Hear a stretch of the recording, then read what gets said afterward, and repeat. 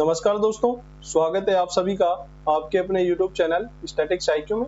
दोस्तों, जैसा कि आप थंबनेल देख पा रहे हैं, आज के इस सेशन में हम बात कर रहे हैं दिल्ली पुलिस कांस्टेबल भर्ती 2023 के रिगार्डिंग। तो जो आपका आज का सेशन होने वाला है वह PYQ स्पेशल क्लास होने वाली है। दोस्तों, आज के इस सेशन में हम बात कर रहे हैं कि पिछले वर्ष 2020 के अंदर जो आपकी दिल्ली पुलिस का एग्जाम हुई है उसमें जीके GS से आपको किस प्रकार से क्वेश्चन पूछे गए हैं। तो दोस्तों, आज के इस सेशन में हम बात करेंगे कि जो दिल्ली पुलिस की जो एग्जाम होती है 27/11/2020 को, उसकी प्रथम शिफ्ट में आपको जीके की जो पूरी 50% है वह किस प्रकार से पूछे गए हैं, तो उनके ऊपर बात करेंगे। तो दोस्तों, वीडियो के अंत तक बने रहिएगा। और हाँ, यदि आज ही आप हमारे चैनल से जुड़े हैं तो चैनल को सब्सक्राइब करके बेल आइकन पर प्रेस कर दीजिएगा, ताकि इस प्रकार की समस्त वीडियो आपको सही समय से मिल सके। और आपको दोस्तों, आप दिल्ली पुलिस की कांस्टेबल की एग्जाम की प्रिपरेशन कर रहे हैं तो दोस्तों मैं आशा करता हूँ कि आप हैं जो कि PYQ स्पेशल क्लास पे ज्यादा फोकस करेंगे, क्योंकि आपको पता होना चाहिए कि आप जिस एग्जाम की तैयारी कर रहे हैं आपको दोस्तों उसमें किस प्रकार से क्वेश्चन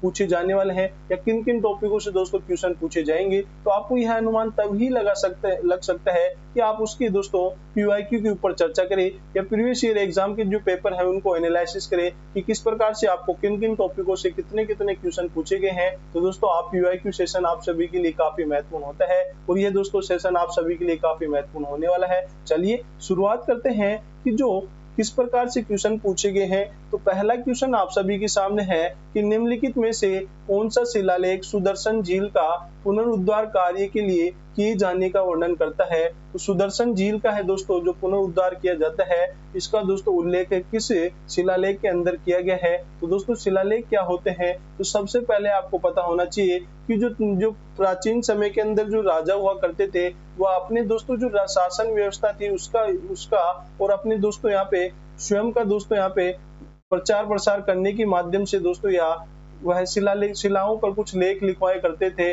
उन्हें दोस्तों शिलालेख कहा जाता है। तो शिलालेख दोस्तों क्या होते हैं, शिलाओं पर लिखवाए गए दोस्तों लेखों को शिलालेख कहा जाता है। और ये दोस्तों जो सुदर्शन झील का पुनरुद्धार है वह रुद्र दामन के जूनागढ़ शिलालेख में मिलता है। तो यहाँ से आपका ऑप्शन नंबर 1 राइट होता है। इसी के साथ दोस्तों आपको यह भी पता होना चाहिए कि जो जूनागढ़ शिलालेख है किसके द्वारा लिखवाया जाता है, ये रुद्र दामन के द्वारा यह लिखवाया जाता है। तो यहाँ से आपका ऑप्शन नंबर 1 राइट होता है। चलिए अगले क्वेश्चन पे बात करते हैं। अगला क्वेश्चन है सिविल के संक्षिप्त नाम से जानी जाने वाली अभिकरण या एजेंसी निम्नलिखित में से किस क्षेत्र से संबंधित होती है। ऑप्शन है बीमा क्षेत्र, बैंकिंग क्षेत्र, सरकार क्षेत्र और वाहन क्षेत्र। तो दोस्तों, आप सभी को पता है कि सिविल स्कोर कहाँ पे चेक किया जाता है। तो सिविल स्कोर दोस्तों यहाँ पे जो बैंक होता है बैंक के अंदर किया जाता है। बैंकों के द्वारा जब भी लोन दिया जाता है तो दोस्तों यहाँ पे जो अकाउंट होल्डर है उसका सिविल स्कोर चेक किया जाता है और उस सिविल स्कोर के आधार पर ही दोस्तों उसे लोन प्रोवाइड करवाया जाता है। तो दोस्तों यहाँ पे जो सिविल का शब्द है वह बैंकिंग क्षेत्र से संबंधित है। तो यहाँ से आपका ऑप्शन नंबर 2 राइट होता है।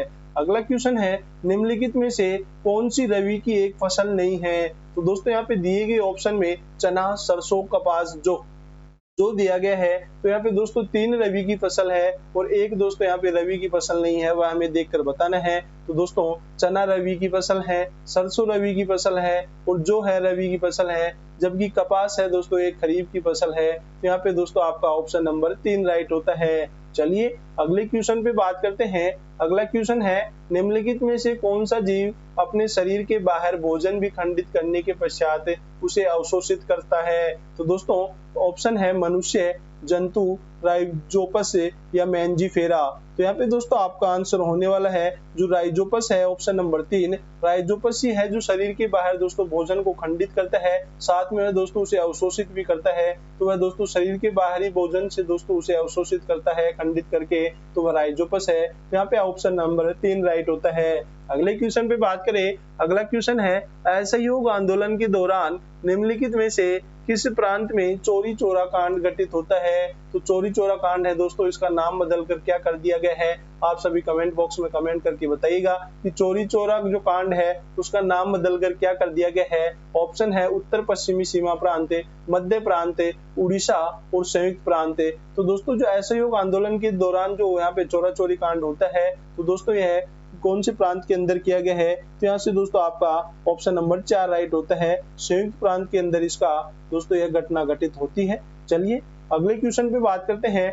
अगला क्वेश्चन है, भारत में निम्नलिखित में से किस फसल की कृषि लगभग विशिष्ट रूप से दक्षिणी राज्यों में केंद्रित थी? तो दोस्तों ऐसी कौन सी कृषि है जो मुख्य रूप से दक्षिणी क्षेत्र के अंदर की जाती थी? ऑप्शन है कॉफी, कपास, चाय या बांस। तो यहाँ से दोस्तों आपका आंसर होता है कॉफी। तो दोस्तों आप देख पा रहे हैं कि कॉफी का दोस्तों ज्यादातर जो है यहाँ पे जो खेती की जाती है वह दक्षिणी राज्यों के अंदर की जाती है। जी हाँ, दक्षिणी राज्यों के अंदर की जाती है और सर्वाधिक कॉफी दोस्तों कर्नाटक के अंदर की जाती है। आपको यह भी पता होना चाहिए। तो यहाँ से दोस्तों आपका ऑप्शन नंबर 1 राइट होता है। चलिए अगले क्वेश्चन पे बात करते हैं। तो अगला क्वेश्चन है, भारत के संविधान का निम्नलिखित में से कौन सा अनुच्छेद यह घोषणा करता है कि सर्वोच्च न्यायालय एक अभिलेख न्यायालय है? तो दोस्तों कौन सा ऐसा संविधान के अंतर्गत आर्टिकल ऐसा है जो सर्वोच्च न्यायालय एक अभिलेख न्यायालय की घोषणा करता है? ऑप्शन है आर्टिकल 129, अनुच्छेद 111, अनुच्छेद 119 या अनुच्छेद 135। तो यहाँ से दोस्तों आपका आंसर होता है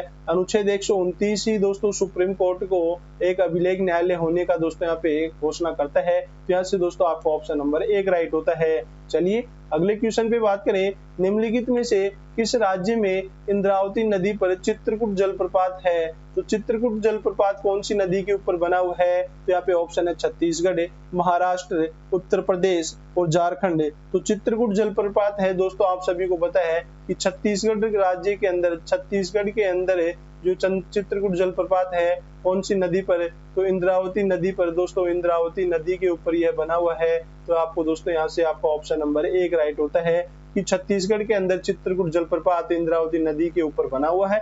अगला क्वेश्चन है, बजट केंद्रीय बजट 2020-21 के अनुसार देश तक 1 लाख करोड़ रुपए मत्स्य उत्पादन निर्यात का लक्ष्य रखा गया है। तो दोस्तों यह करंट अफेयर से क्वेश्चन पूछा गया है, तो इसके ऊपर हम चर्चा नहीं करने वाले हैं क्योंकि यह दोस्तों 2020 के अकॉर्डिंग यहाँ पे क्वेश्चन पूछा गया है, इसके ऊपर हम चर्चा नहीं करेंगे। चलिए अगला क्वेश्चन है, मैग्नसन कार्लसन देश के एक अंतर्राष्ट्रीय शतरंज खिलाड़ी है। तो दोस्तों जो मैग्नसन कार्लसन है किस खेल के दोस्तों यह अंतर्राष्ट्रीय खिलाड़ी है? शतरंज के दोस्तों। तो दोस्तों आप सभी को पता है कार्लसन है किस खेल से संबंधित है? तो ये दोस्तों शतरंज चेस से संबंधित है। ये किस देश के हैं? तो ये दोस्तों नॉर्वे देश के हैं। जी हाँ, नॉर्वे देश के हैं। तो यहाँ से आपका ऑप्शन नंबर 1 राइट होता है। चलिए अगले क्वेश्चन पे बात करते हैं, निम्नलिखित में से किस राज्य में देमाबाद नामक ताम्र पाषाणकालीन संस्कृति स्थल पाया जाता स्थित है? तो दोस्तों जो देमाबाद है वह कहाँ पे स्थित है? तो देमाबाद दोस्तों महाराष्ट्र के अंदर है। और दोस्तों हम सिंधु घाटी सभ्यता की बात करते हैं तो दोस्तों इस प्रकार से उसके विस्तार के ऊपर चर्चा करते हैं। तो दोस्तों उसका उत्तरतम जो स्थित है वह मांडा है। मांडा दोस्तों जम्मू कश्मीर के अंदर है।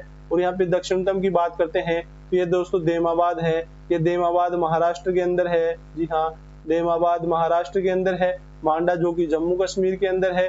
और यहाँ पे दोस्तों इधर बात करते हैं तो आलमगीरपुर आता है। आलमगीरपुर है जो कि आलमगीरपुर दोस्तों पूर्वी यूपी के अंदर, जी हाँ पूर्वी यूपी के अंदर है। और पश्चिमतम स्थान की बात करते हैं तो सुत का गेंडोर है जो कि दोस्तों यहाँ पे बलूचिस्तान के अंदर, पाकिस्तान के अंदर स्थित है। तो ये दोस्तों सिंधु घाटी का विस्तार इस प्रकार से है। तो दोस्तों क्वेश्चन में पूछा गया है देमाबाद नामक ताम्र पाषाणकालीन संस्कृति स्थल कहाँ स्थित है? तो देमाबाद दोस्तों महाराष्ट्र के अंदर स्थित है। आपको यह भी पता होना चाहिए। और यहाँ से आपका ऑप्शन नंबर 1 राइट होता है। चलिए अगले क्वेश्चन पे बात करते हैं। अगला क्वेश्चन है, निम्नलिखित में से किसके हृदय में 2 प्रकोष्ठ पाए जाते हैं? तो किसके हृदय में दोस्तों यहाँ पे 2 प्रकोष्ठ पाए जाते हैं? ऑप्शन है स्क्लोलियोडोनोडॉन से मानव, छिपकली या मगरमच्छ। तो यहाँ से दोस्तों आपका ऑप्शन नंबर 1 राइट होता है कि स्क्लोलियोडोन्स है जिसके हृदय में दोस्तों 2 प्रकोष्ठ पाए जाते हैं। मनुष्य के हृदय में दोस्तों कितने कोष्ठ पाए जाते हैं? तो दोस्तों मनुष्य के हृदय में 4 कोष्ठ पाए जाते हैं। तो यह भी आपको पता होना चाहिए।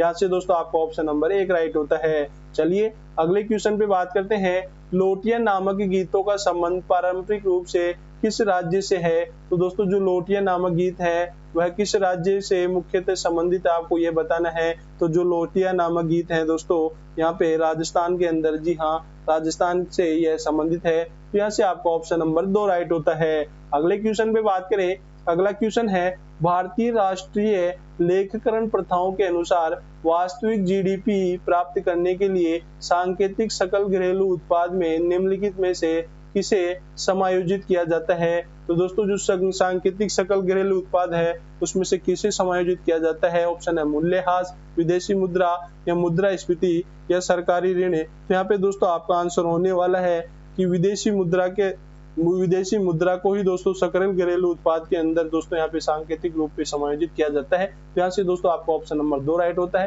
तो दोस्तों आपने देखा होगा कि जो इकोनॉमिक्स है, इकोनॉमिक्स से भी दोस्तों यहाँ पे दूसरा क्वेश्चन पूछा गया है। तो दोस्तों यहाँ पे जो 15 क्वेश्चन हमने कवर किए हैं उसमें दोस्तों 2 क्वेश्चन तो इकोनॉमिक्स से आ चुके हैं और अभी देखते हैं कितने और क्वेश्चन यहाँ पे इकोनॉमिक्स से पूछे जाते हैं। अंत में दोस्तों इसका विस्तार पूर्वक एनालिसिस करने वाला है, किस टॉपिक से कितने क्वेश्चन पूछे गए हैं। तो वीडियो के अंत तक बने रहिएगा। अगला क्वेश्चन है, फुटबॉल खिलाड़ी चुन्नी गोस्वामी जिनका अप्रैल 2020 में निधन हो गया है, वह राष्ट्रीय स्तर के भूतपूर्व खिलाड़ी थे। दोस्तों आप देख पा रहे हैं कि इस प्रकार से क्वेश्चन पूछा गया है। निधन से भी दोस्तों करंट अफेयर में क्वेश्चन पूछा गया है। तो दोस्तों आपको 2023 में जितने भी यहाँ पे निधन हुए हैं उन्हें भी यहाँ पे कवर करना है। तो दोस्तों करंट अफेयर से भी ये दोस्तों तीसरा क्वेश्चन पूछा गया है। अगला क्वेश्चन है, साहित्य अकादमी पुरस्कार विजेता और लेखक देवेश रॉय जिनका मई 2020 में निधन हो गया है। तो दोस्तों आप देख पा रहे हैं एक शिफ्ट के अंदर ही दोस्तों दूसरा क्वेश्चन यहाँ पे निधन से पूछा गया है। दूसरा क्वेश्चन निधन से पूछा गया है। तो दोस्तों आपको 2023 में प्रमुख निधन तो यहाँ पे बिल्कुल कवर करने हैं। तो दोस्तों यह चौथा क्वेश्चन करंट अफेयर का होता है। चलिए अगले क्वेश्चन पे बात करें, पीएम स्वनिधि नामक योजना के लिए लक्षित समूह निम्नलिखित में से कौन सा है। तो पीएम स्वनिधि नामक योजना है दोस्तों, आप सभी को पता है कि ये कौन सी योजना है। तो दोस्तों जो कोरोना काल के अंदर दी, हाँ कोरोना काल के पश्चात यह योजना लाई गई है। जो दोस्तों रेहड़ी पटरी वाले हैं उन्हें दोस्तों रोजगार उपलब्ध करवाने के लिए यहाँ पे 10,000 का जो लोन दिया जाता है बस पीएम स्वनिधि नामक योजना के माध्यम से दिया गया है। तो दोस्तों यहाँ पे ऑप्शन नंबर 2 राइट होता है।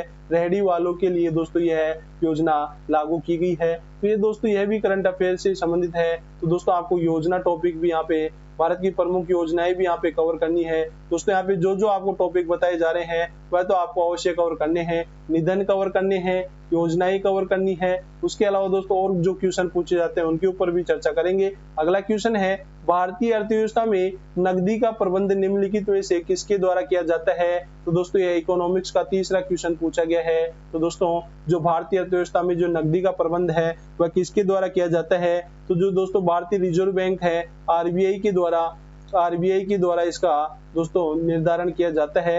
आरबीआई दोस्तों भारतीय रिजर्व बैंक, जिसे रिजर्व बैंक ऑफ इंडिया कहा जाता है, और इसकी स्थापना दोस्तों कब की जाती है, कौन से एक्ट से की जाती है। तो एक्ट है 1934 के एक्ट से इसका दोस्तों स्थापना की जाती है। और इसकी स्थापना कब की जाती है आप सभी कमेंट बॉक्स में कमेंट करके बताइएगा। और किस आयोग की सिफारिश पे इसकी स्थापना की जाती है, यह क्वेश्चन भी आप दोस्तों कमेंट बॉक्स में कमेंट करके बताइएगा कि दोस्तों आप कि इसके कब इसकी स्थापना की जाती है और दोस्तों किस आयोग की सिफारिश पर इसकी स्थापना की जाती है, आप सभी कमेंट बॉक्स में कमेंट करके बताइएगा। चलिए अगले क्वेश्चन पे बात करते हैं। तो अगला क्वेश्चन है, निम्नलिखित में से किस फसल की आनुवांशिक रूप से संबंधित किस्म को भारत में उगाने की अनुमति है। तो दोस्तों कौन सी ऐसी फसल है।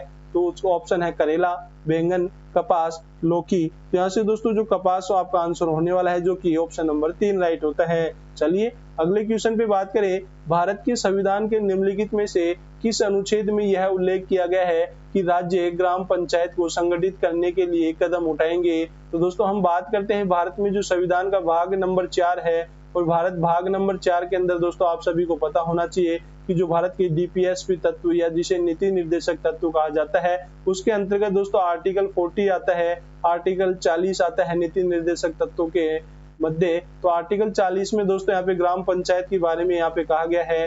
तो दोस्तों ग्राम पंचायत के बारे में आर्टिकल 40 के अंदर कहा गया है। यहाँ पे दोस्तों आपका ऑप्शन नंबर 4 राइट होता है कि राज्य ग्राम पंचायत को संगठित करने के लिए कदम उठाएंगे। यह कौन से अनुच्छेद में कहा गया है। तो आर्टिकल 40 के अंदर, जो कि दोस्तों नीति निर्देशक तत्वों में भारत की संविधान भाग 4 के अंदर स्थित है। तो ये समस्त फैक्ट आपको पता होना चाहिए। चलिए अगले क्वेश्चन पे बात करें, भारत का निम्नलिखित में से कौन सा समुद्र तट अरब सागर का नहीं है।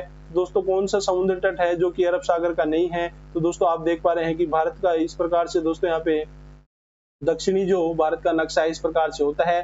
और ऑप्शन है वर्कला बीच, राधानगर बीच, पालोलम बीच और कोवलम बीच। तो भारत का दोस्तों निम्न कौन सा तट है जो कि अरब सागर का नहीं है। तो यहाँ से दोस्तों जो राधानगर बीच है यह अरब सागर का नहीं है, जबकि ये दोस्तों बंगाल की खाड़ी का है। तो दोस्तों आप देख पा रहे हैं कि जो भारत के दोस्तों पश्चिम के अंदर है उसे अरब सागर कहा जाता है, अरब सागर कहा जाता है। और पूर्व में दोस्तों जो है उसे बे ऑफ बंगाल या बंगाल की खाड़ी कहा जाता है। तो यह भी दोस्तों आपको पता होना चाहिए कि बंगाल की खाड़ी कहा जाता है। और दोस्तों इस प्रकार से राधानगर बीच है जो कि है बंगाल की खाड़ी का जो कि तट है। चलिए अगले क्वेश्चन पे बात करते हैं।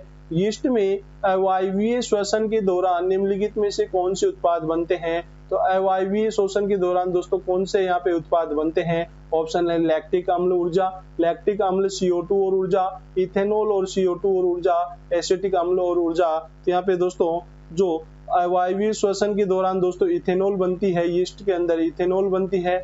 इथेनॉल के साथ दोस्तों कार्बन डाइऑक्साइड बनती है और साथ ही दोस्तों ऊर्जा बनती है, क्योंकि ऊर्जा दोस्तों एटीपी के रूप में यहाँ पे ऊर्जा का निर्माण होता है। तो दोस्तों ईस्ट में अवायवीय श्वसन के दौरान इथेनॉल, CO2 और ऊर्जा का निर्माण होता है।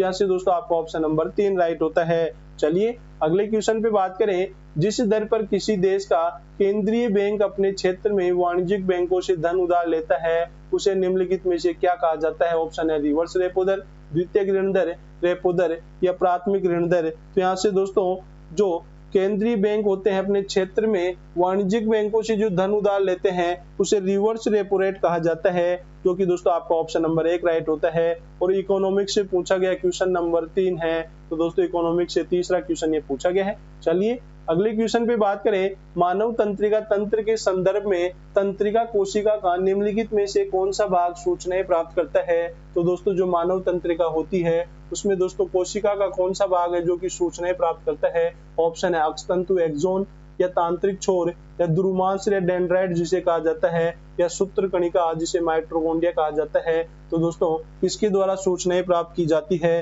तो दोस्तों जो डेंड्राइट्स होते हैं, डेंड्राइट्स के द्वारा सूचनाएं प्राप्त की जाती है। और दोस्तों आपने देखा होगा कोशिका इस प्रकार से दोस्तों कोशिका जो कि बनी यहाँ पे इस प्रकार से बनी होती है।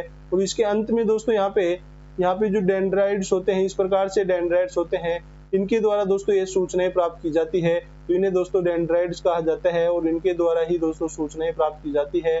तो चलिए दोस्तों यहाँ से आपका ऑप्शन नंबर 3 राइट होता है। और अगले क्वेश्चन पे बात करते हैं। अगला क्वेश्चन है निम्नलिखित में से कौन भारत के द्वितीय उपराष्ट्रपति थे? तो दूसरे उपराष्ट्रपति कौन बनते हैं? तो दोस्तों पहले उपराष्ट्रपति के बारे में बात की जाती है, तो दोस्तों सर्वपल्ली राधाकृष्णन। जी हाँ, सर्वपल्ली राधाकृष्णन है जो कि भारत के प्रथम उपराष्ट्रपति बनते हैं, ये आपको पता होना चाहिए। और दोस्तों इनके सर्वपल्ली राधाकृष्णन का 5 सितंबर को जन्म दिवस है। तो इस जन्म दिवस को किस रूप में मनाया जाता है? आप सभी कमेंट बॉक्स में कमेंट करके बताइएगा कि सर्वपल्ली राधाकृष्णन का जन्म 5 सितंबर को मनाया जाता है, यह किस रूप के अंदर ये मनाया जाता है। और दोस्तों भारत के द्वितीय उपराष्ट्रपति की बात करते हैं तो द्वितीय उपराष्ट्रपति जाकिर हुसैन है। जी हाँ, जाकिर हुसैन है जो कि भारत के दूसरे उपराष्ट्रपति बनते हैं। चलिए अगले क्वेश्चन पे बात करते हैं। अलेक्जेंडर डेल रिम्पल पुरस्कार निम्नलिखित में से किस देश के जल माप कार्यक्रम द्वारा प्रदान किया जाता है? तो ये दोस्तों ये पुरस्कार कौन से देश के द्वारा प्रदान किया जाता है? तो ये दोस्तों यूके के द्वारा प्रदान किया गया है। और ये भी दोस्तों करंट अफेयर से क्वेश्चन पूछा गया है। चलिए अगले क्वेश्चन पे बात करें। निम्नलिखित में से किसने United nation military gender and advocate of the year पुरस्कार 2019 प्राप्त किया है?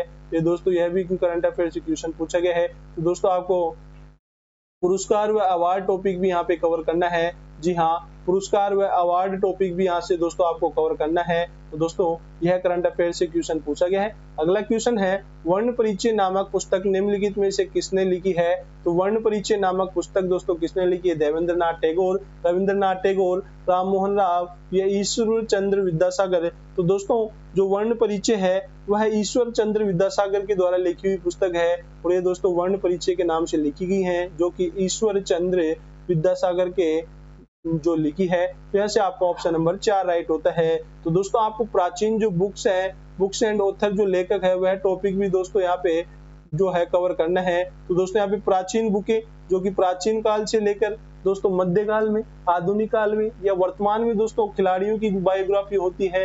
जैसे भारतीय क्रिकेट खिलाड़ियों की प्लेइंग इट माई वे है, a century is not enough है, इस प्रकार से नो स्पिन है, इस प्रकार से दोस्तों खिलाड़ियों की अनब्रेकेबल है जो कि MC मैरी कॉम की है। जितने भी पुस्तकों से दोस्तों यहाँ पे एक न एक क्वेश्चन पूछा जाने वाला है, यह टॉपिक भी आपको कवर करना है। चलिए अगले क्वेश्चन पे बात करें। जुलाई 2020 में केंद्र सरकार ने प्रेरक और सम्मान नामक एक नया पुरस्कार प्रारंभ करने की घोषणा की है। यह पुरस्कार निम्न किस क्षेत्र से संबंधित है? तो दोस्तों यह भी करंट अफेयर से क्वेश्चन पूछा गया है। चलिए अगले क्वेश्चन पे बात करें, 1946 में अंतरिम सरकार में रक्षा मंत्री के रूप में निम्नलिखित में से किसे नियुक्त किया गया है? तो दोस्तों 1946 में जो अंतरिम सरकार गठित होती है पंडित जवाहरलाल नेहरू के निर्देशन में, जी हाँ, पंडित जवाहरलाल नेहरू के निर्देशन में 1946 में जो अंतरिम सरकार का गठन किया जाता है उसमें रक्षा मंत्री के तौर पे दोस्तों किसे नियुक्त किया गया है? ऑप्शन है बलदेव सिंह, आसफ अली, श्री राजगोपालाचारी या वल्लभ भाई पटेल। तो दोस्तों रक्षा मंत्री के तौर पे दोस्तों जो बलदेव सिंह है उन्हें यहाँ पे नियुक्त किया जाता है, जी हाँ, बलदेव सिंह को यहाँ पे नियुक्त किया जाता है। तो यहाँ से आपका ऑप्शन नंबर 1 राइट होता है। चलिए अगले क्वेश्चन पे बात करते हैं, प्राचीन कालीन लड़खान नामक मंदिर किस स्थान पर स्थित है? तो दोस्तों जो लड़खान नामक मंदिर है वह ऐहोल में स्थित है, जी हाँ, ऐहोल की गुफाओं के अंदर स्थित है। तो दोस्तों यहाँ पे आपका ऑप्शन नंबर 4 राइट होता है। और ऐहोल की गुफा दोस्तों महाराष्ट्र के अंदर स्थित है, तो लड़खान नामक मंदिर महाराष्ट्र में स्थित है। चलिए अगले क्वेश्चन पे बात करें, भारत के निम्नलिखित में से किस वायसराय द्वारा की गई घोषणा को अगस्त प्रस्ताव कहा जाता है? तो अगस्त प्रस्ताव दोस्तों यहाँ पे अगस्त प्रस्ताव के द्वारा दोस्तों जो संविधान सभा है, संविधान सभा को दोस्तों आंशिक रूप से यहाँ पे स्वीकारा गया था, जी हाँ, संविधान सभा को आंशिक रूप से स्वीकारा गया था। और ये दोस्तों अगस्त प्रस्ताव है। तो दोस्तों किसके द्वारा यहाँ पे घोषणा की गई? ऑप्शन है Lord reading, Lord Willingdon, Lord Linlithgow या लॉर्ड चैम्सफोर्ड। तो दोस्तों जो लॉर्ड लिनलिथगो के द्वारा दोस्तों यह घोषणा की गई और अगस्त प्रस्ताव पारित किया जाता है। तो यहाँ पे आपका ऑप्शन नंबर 3 राइट होता है। चलिए अगले क्वेश्चन पे बात करते हैं। अगला क्वेश्चन है, भारतीय कृषि के संदर्भ में वेबर दहिया और पोंडू शब्द निम्नलिखित में से किसके स्थानीय नाम है? तो वेबर दहिया है और पोंडू शब्द है दोस्तों खेती का आदिम स्वरूप है। तो दोस्तों यहाँ से आपका ऑप्शन नंबर 3 राइट होता है। अगला क्वेश्चन है, निम्नलिखित में से कौन सा स्तनपायी जीव रेशे फाइबर का एक सामान्य स्रोत नहीं है? तो स्तनपायी जीव जो रेशे फाइबर का एक सामान्य स्रोत नहीं है वह देख के हमें बताना है। ऑप्शन है लामा, अल्पाका, अंगोरा बकरी या जेब्रा। तो यहाँ से दोस्तों आपका ऑप्शन नंबर 4 राइट होता है कि जेब्रा है जो कि स्तनपायी जीव रेशा फाइबर में नहीं है। तो दोस्तों स्तनपायी जीव रेशे में क्या होते हैं? लामा जो होता है, अल्पाका होता है, साथ ही दोस्तों जो अंगोरा बकरी है, अंगोरा बकरी भी दोस्तों यहाँ पे रेशा फाइबर के लिए उपयोग में की जाती है, अंगोरा बकरी है, लामा भेड़ होती है वह भी दोस्तों इसमें उपयोग की जाती है। यहाँ से आपका ऑप्शन नंबर 4 राइट होता है। चलिए अगले क्वेश्चन पे बात करें, निम्नलिखित में से कौन सी ग्रंथि मानव में शारीरिक विकास को विनियमित करने वाला हार्मोन स्रावित करती है? तो दोस्तों मानव के शरीर या शारीरिक विकास को नियमित करने वाला हार्मोन कौन स्रावित करती है? बाल्य ग्रंथि थाइमस, परावटु पैराथायराइड, पीयूष या पिट्यूटरी ग्रंथि या अधिवक्र या एड्रिनल ग्रंथि। यहाँ पे दोस्तों आपका ऑप्शन नंबर 3 राइट होता है। पीयूष या पिट्यूटरी ग्रंथि के द्वारा ही दोस्तों मानव के शरीर को विकास को नियमित करने वाले हार्मोन को रिलीज करती है। तो दोस्तों पीयूष या पिट्यूटरी ग्रंथि जो मनुष्य के मस्तिष्क के अंदर, जी हाँ, मनुष्य के मस्तिष्क के अंदर इसकी स्थिति होती है।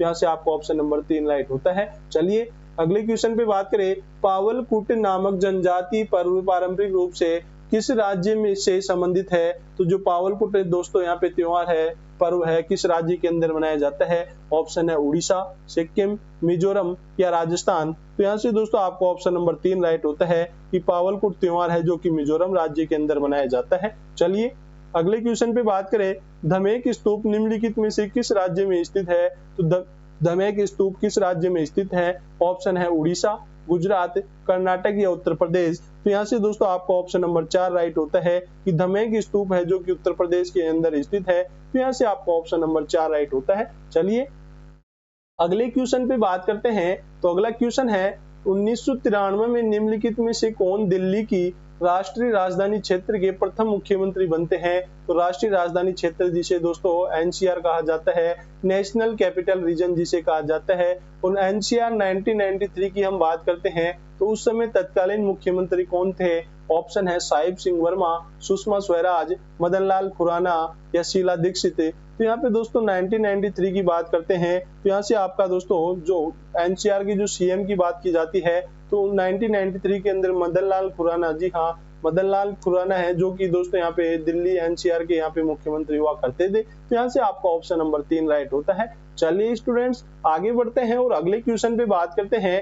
अगला क्वेश्चन है, भारत के संविधान में निम्नलिखित में से किसी संशोधन द्वारा केंद्रीय मंत्रिमंडल में मंत्रियों की एक सीमा निर्धारित की गई है। तो दोस्तों जो भारत में दोस्तों जितनी सीटें होती हैं उनकी 15% ही यहाँ पे मंत्री नियुक्त किए जाते हैं। तो वह दोस्तों किस आर्टिकल के तौर पे यहाँ पे किस आर्टिकल के अंतर्गत यहाँ पे इनकी संख्या का निर्धारण किया गया है? ऑप्शन है 69वें, 83वें, 74वें या 91वें। तो यहाँ पे दोस्तों आपका ऑप्शन नंबर 4 राइट होता है कि 91वें संशोधन के द्वारा ही दोस्तों केंद्रीय मंत्रिमंडल में मंत्रियों की संख्या का निर्धारण किया गया है। तो यहाँ से आपका ऑप्शन नंबर 4 राइट होता है। चलिए अगले क्वेश्चन पे बात करते हैं। तो अगला क्वेश्चन दोस्तों करंट अफेयर से पूछा गया है, जो है सितंबर 2020 में जारी मोदी पूर्वानुमान के अनुसार वित्तीय वर्ष 2021-22 के दौरान भारतीय अर्थव्यवस्था की वृद्धि दर कितनी रही थी? तो दोस्तों ये करंट अफेयर से क्वेश्चन पूछा गया है। अगला क्वेश्चन है वह भी करंट अफेयर से क्वेश्चन पूछा गया है, जो कि अर्थव्यवस्था के दौरान पूछा गया है। चलिए अगला क्वेश्चन है, पुरुष विश्व मुक्केबाजी चैंपियनशिप 2021 की मेजबानी का अधिकार भारत की बजाय निम्नलिखित में से किस देश को दिया गया है? तो यह भी दोस्तों करंट अफेयर से क्वेश्चन पूछा गया है। चलिए अगले क्वेश्चन पे बात करें। अगला क्वेश्चन सरस्वती सम्मान 2020 के लिए पूछा गया है और यह भी करंट अफेयर से पूछा गया है। तो दोस्तों आपको जो मैंने कहा है कि अवार्ड एंड ऑनर से पुरस्कार में दोस्तों अवार्ड्स एंड ऑनर टॉपिक भी दोस्तों आपको कवर करना है, क्योंकि यहाँ से भी आपको क्वेश्चन पूछे जाएंगे। चलिए अगला क्वेश्चन है, निम्नलिखित में से किस वर्ष में बाल गंगाधर तिलक के नेतृत्व में कांग्रेस के अलग हुए अच्छा फिर से एक हो गए? तो दोस्तों जो कांग्रेस के अलग हुए हैं वह फिर से एक कब होते हैं? 1915, 1916, 1917 या 1918? तो यहाँ पे दोस्तों आपका ऑप्शन नंबर 1 राइट होता है कि 1915 में बाल गंगाधर तिलक के नेतृत्व में जो कांग्रेस का सम्मेलन होता है उसमें दोस्तों वह फिर से एक हो जाते हैं। तो यहाँ से आपका ऑप्शन नंबर 1 राइट होता है। अगला क्वेश्चन है, मड़ई नामक जनजाति पर्व पारंपरिक रूप से निम्नलिखित में से किस राज्य से संबंधित है? तो मड़ई नामक जनजाति पर्व है वह जो दोस्तों छत्तीसगढ़ के अंदर मनाया जाता है। तो दोस्तों पर्व उत्सव से भी दोस्तों ये दूसरा क्वेश्चन पूछा गया है। यह टॉपिक भी दोस्तों आप सभी के लिए काफी इंपॉर्टेंट हो जाता है। तो दोस्तों जिन भी टॉपिकों के बारे में हम बात कर रहे हैं उनको दोस्तों आपको यहाँ पे बिल्कुल सेपरेट क्लास मिलने वाली है। तो आपको दोस्तों यहाँ से किसी प्रकार की कोई टेंशन लेने की आवश्यकता नहीं है दोस्तों। कि सब दोस्तों आपको जिन जिन टॉपिकों से पिछले एग्जाम में क्वेश्चन पूछे गए हैं उन टॉपिकों के बारे में तो क्लासेस मिलने वाली है। उनके अन्यथा दोस्तों जो और मोस्ट इंपोर्टेंट टॉपिक है उनके ऊपर भी क्लास मिलने वाली है। अगला क्वेश्चन है, येमसी नामक जनजाति पर्व पारंपरिक रूप से संबंधित है। ऑप्शन है झारखंड, गुजरात, नागालैंड या अंडमान निकोबार द्वीप समूह है। तो येमसी नामक जो दोस्तों जनजाति पर्व है वह नागालैंड के अंदर बनाया जाता है। तो दोस्तों नागालैंड के अंदर यह पर्व मनाया जाता है। आप सभी कमेंट बॉक्स में कमेंट करके बताने वाले हैं कि नागालैंड राज्य की दोस्तों आधिकारिक भाषा कौन सी है। तो आधिकारिक भाषा कौन सी आप सभी कमेंट बॉक्स में कमेंट करके बताइएगा। तो दोस्तों अब आप देख पा रहे हैं कि पर्व उत्सव से दोस्तों ये तीसरा क्वेश्चन पूछा गया है। तो ये दोस्तों ये काफी इंपॉर्टेंट हो जाता है टॉपिक कि दोस्तों एक शिफ्ट के अंदर 3-3 क्वेश्चन पर्व और यहाँ पे उत्सव से पूछे गए हैं। तो ये दोस्तों आपको यह टॉपिक बिल्कुल कवर करना है। अगला क्वेश्चन है कि भारत में साइमन कमीशन निम्नलिखित में से किस वर्ष आता है? ऑप्शन है 1925, 1928, 1919 और 1928। तो यहाँ पे दोस्तों आपका ऑप्शन है कि साइमन कमीशन आता है वह 1928 के अंदर आता है। जी हाँ 1928 में साइमन कमीशन आता है। तो साइमन कमीशन में दोस्तों कितने सदस्य थे? तो साइमन कमीशन में दोस्तों यहाँ पे सदस्य की बात की जाती है तो 7 सदस्य थे और सातों के सातों ही दोस्तों अंग्रेज थे।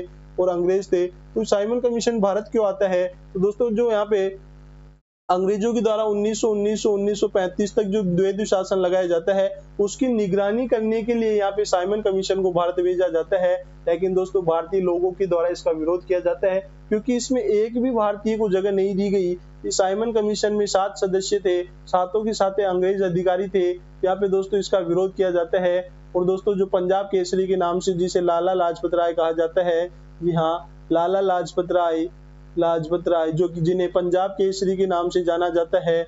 जी हाँ पंजाब केसरी या शेर पंजाब कहा जाता है। तो दोस्तों इनके द्वारा यहाँ पे जो इसका विरोध किया जाता है। और दोस्तों इनके द्वारा विरोध कहाँ पे? लाहौर के अंदर इसका जो लाहौर में साइमन कमीशन आता है तो लाहौर में इसका विरोध किया जाता है। और दोस्तों जो अंग्रेज अधिकारी सैंडर्स है, सैंडर्स के द्वारा लाठीचार्ज का आदेश दिया जाता है। और दोस्तों इस लाठीचार्ज के अंदर जो लाला लाजपत राय हैं वह शहीद हो जाते हैं। जी हाँ शहीद हो जाते हैं। फिर बात करते हैं 1929 की।